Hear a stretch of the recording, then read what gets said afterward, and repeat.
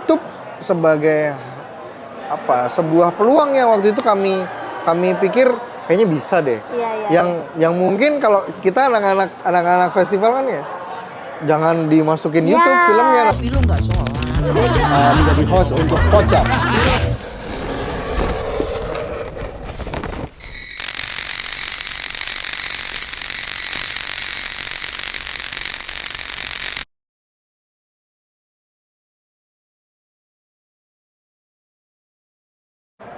Kamu orang Sunda ya? Iya, aku tahu. Lanjut. Oke, udah rolling. Action. Halo teman-teman, ketemu lagi di Podcast Jav. Kali ini kita kedatangan tamu spesial asli Jogja, betul Mas? Betul. Mas Wahyu Agung. Apa Halo, kabar Mas? kabar baik, alhamdulillah. Asmi, ya, aku Asmi. Aku dari tim kontennya Jav. Jadi teman-teman kalau yang nonton satu film pendek yang sempat viral banget ya tahun sekitar pandemi itu viral banget, judulnya Tilik. Ini adalah sutradaranya sekaligus founder, betul? Betul. Dari production house-nya yaitu Ravacana Film.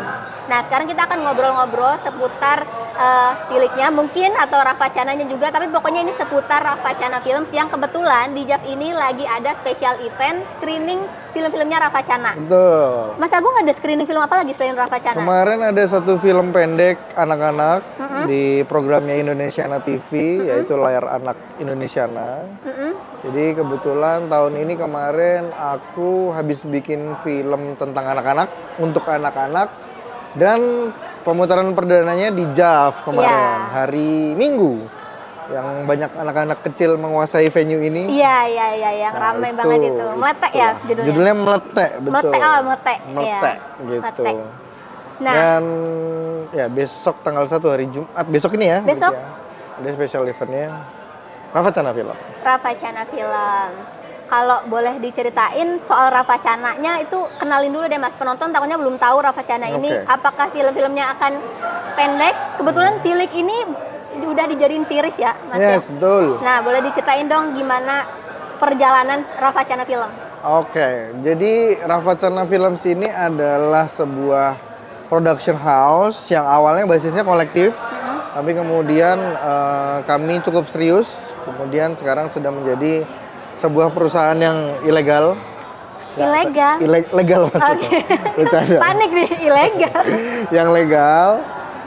Dan kami sudah seserius itu membangun Ravacana sebagai sebuah perusahaan gitu.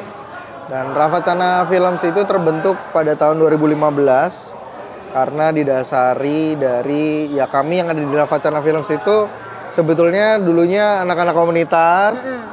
Nah, terus begitu lulus kuliah kami bingung kan, maksudnya nih kita mau berlabuh kemana gitu. Lalu kemudian aku sama temanku namanya Ega itu menginisiasi sebuah PH ini namanya Ravacana Films untuk tumbuh kembang kami, belajar sampai mati mungkin ya dalam proses pembuatan filmmaking gitu. Dan Ravacana Films ngerjain sekarang banyak yang ngerjain film pendek, tapi kami juga ngerjain musik video, iklan, TVC, digital ads, dan yang lain-lain lah gitu. Jadi memang membuat produk-produk audiovisual, baik itu yang storytelling dan enggak gitu. Jadi kurang lebih itu ya, mungkin teman-teman mengenal Ravacana dari Tilik kemarin ya. Dari Tilik karena di 2020 ya mungkin nama Ravacana terlihat mungkin gitu ya sama teman-teman, dan sampai sekarang kami masih konsisten bikin film pendek dan semoga minta doanya bisa bikin film panjang dalam waktu yang cepat. Sekarang lagi development?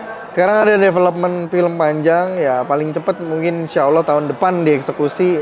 Ya doain aja lah, semoga bisa nanti diputar di Jav tahun depan. Oke, ini ada spill dari Mas Wahyu Agung, akan ada film panjang pertama dari Ravacana. Semoga nanti kita bisa segera nonton film panjangnya. Ya betul. Amin. Berarti Ravacana ini awalnya kan teman kampus itu ya? Dulu satu kampus nggak semuanya? Enggak satu kampus. Yang satu kampus cuma aku sama produserku, yang lainnya nggak satu kampus. Tapi dulu karena kami ketemunya di Jav, jadi di Jav ketemunya karena pada saat itu kami ya ngurus Jav juga, terus ketemu di Jav. Terus akhirnya dari situlah ada inisiasi ngobrol, terus ngebentuk sebuah PH. Dan itu dari kampusnya macam-macam, nggak cuma dari satu kampus doang gitu. Iya, karena sebetulnya ini ceritanya Ravacana jadi salah satu kiblat lah, gimana yang ya salah satu contoh gitu ya, suri tauladan, contoh, amin.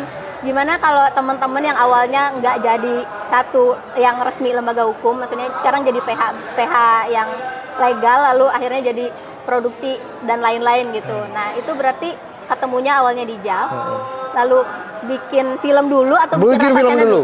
Jadi bikin film dulu beriringan sama, jadi ceritanya dulu kami bikin film buat kekaryaan, ya.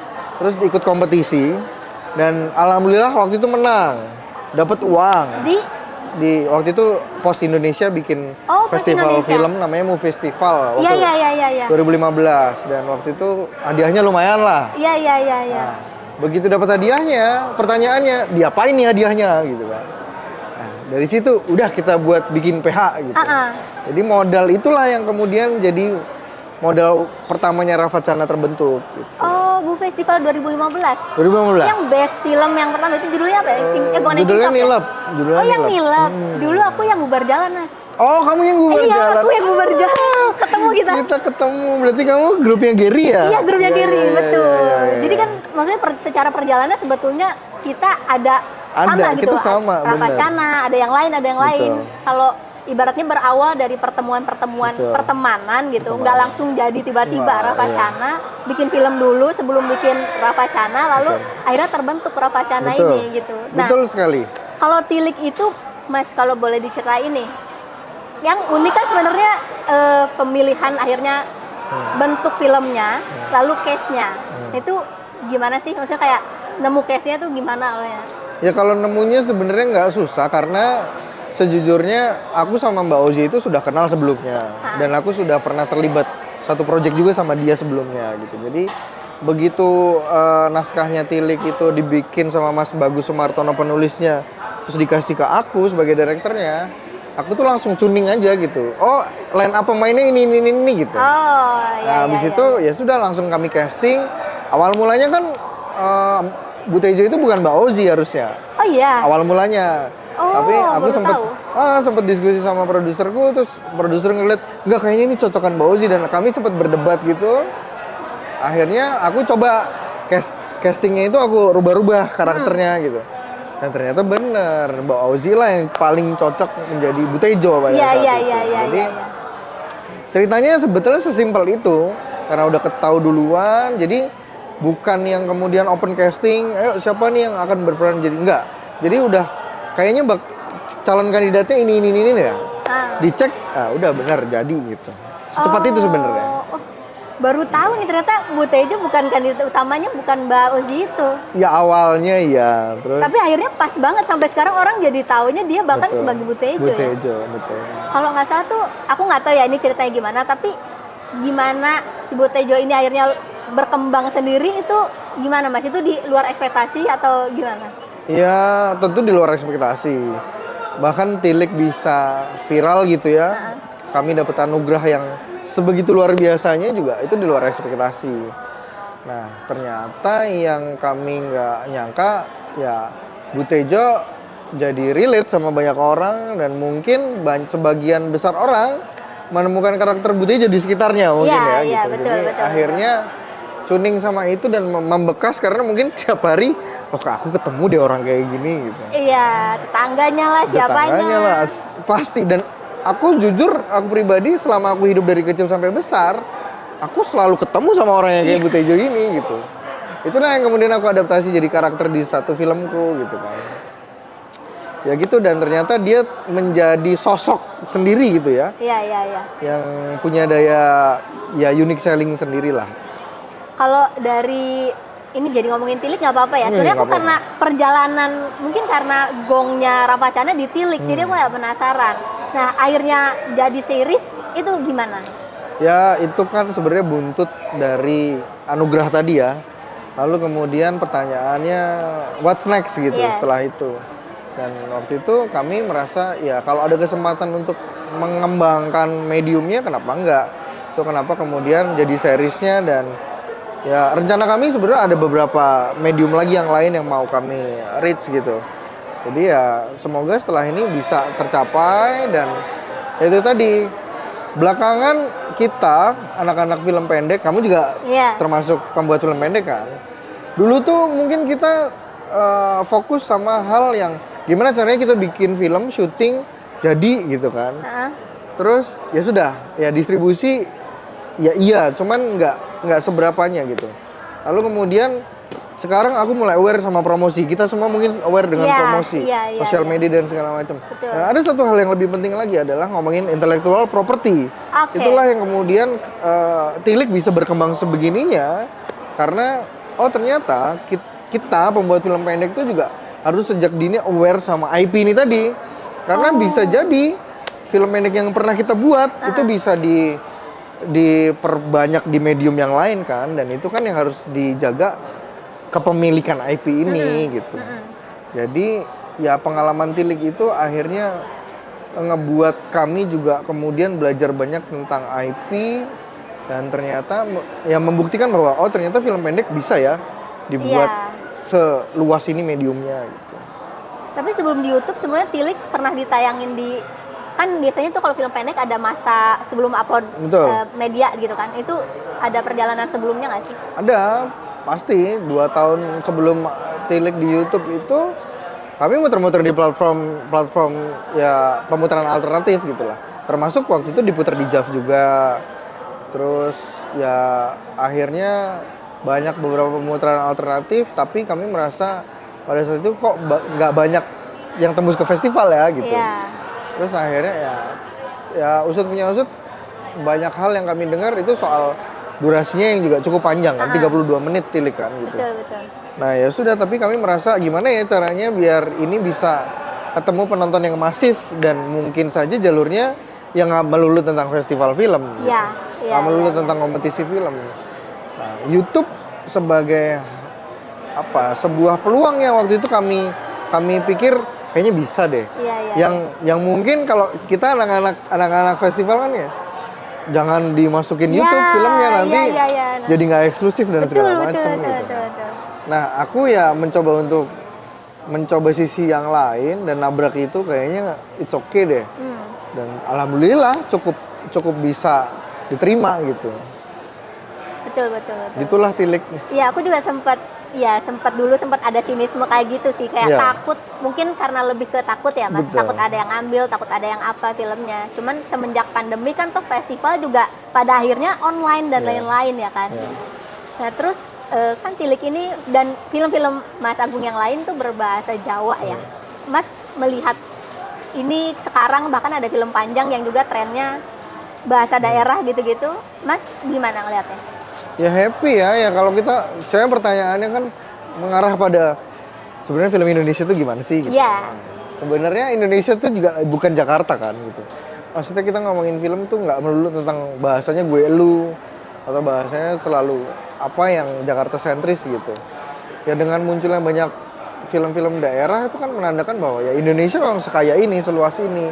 Dan kalau kita ngomongin cerita yang berangkat dari lokal, ya alangkah lebih baik memang diceritakan juga dengan pendekatan yang lokal gitu.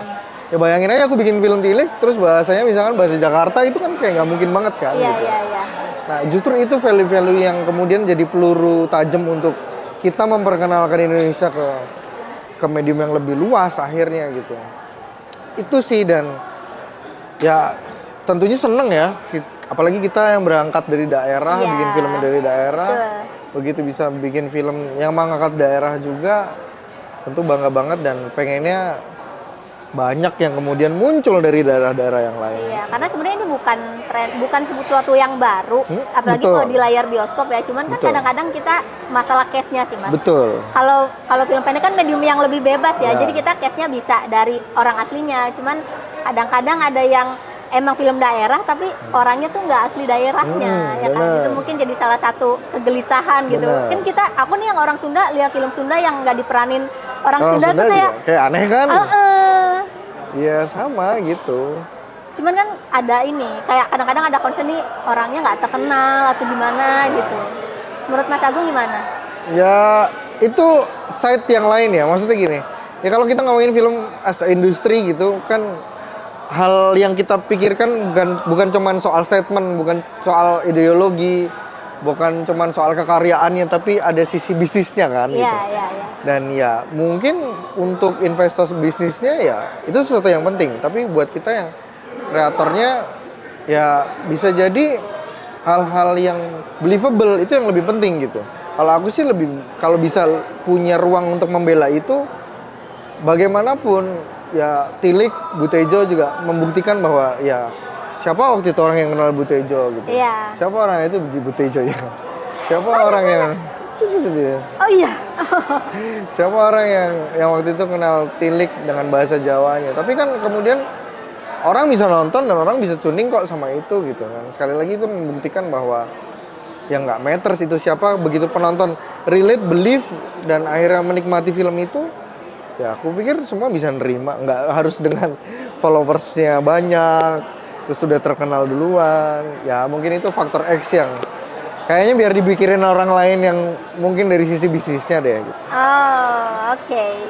Mungkin Mas bisa kasih apa ya, wejangan mungkin atau tips buat teman-teman yang kalau kita ngelihat 2015 pas zaman movie festival kan beberapa tahun lalu. Nah, ini buat teman-teman yang di bawah Mas Agung nih, umurnya 5 tahun lalu, kasih advice dikit dong yang baru ketemu temennya lalu mau bikin Ravacana selanjutnya gitu.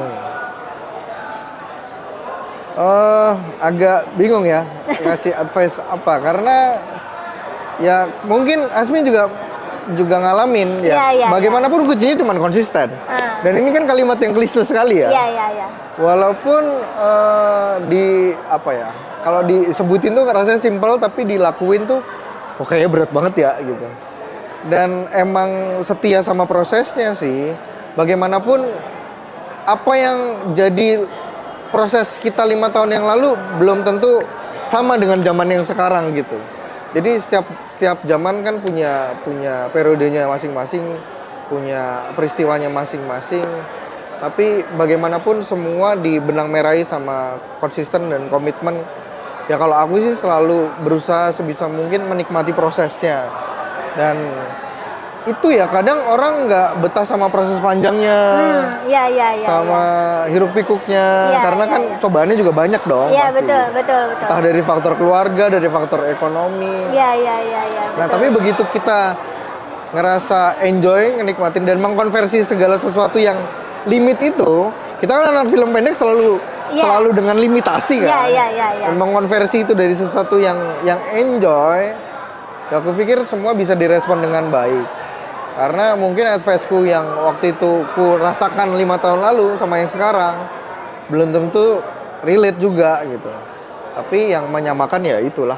Iya. Nikmatin aja prosesnya. Belajar dari pengalaman Mas Agung juga. Kalau aku kan kebetulan emang teman-teman dari kuliah, kalau yang nggak ada, maksudnya yang merasa sendiri pun ketemu di satu festival, ketemu dari apapun gitu, tempat berjejaring gitu ya kan. Iya. Nah, lalu ini katanya nih, ini mungkin jadi pertanyaan terakhir, karena tadi lagi development film panjang, katanya film panjang itu krusial buat filmmaker.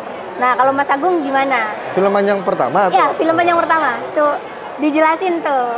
Ya kalau diomongin krusial pasti krusial. Krusialnya kenapa? Film berapapun menurutku juga tetap akan krusial gitu. Cuman ya bagaimana kemudian menyikapinya ya. Ya 2 tahun lalu aku melihat film panjang pertama itu A gitu.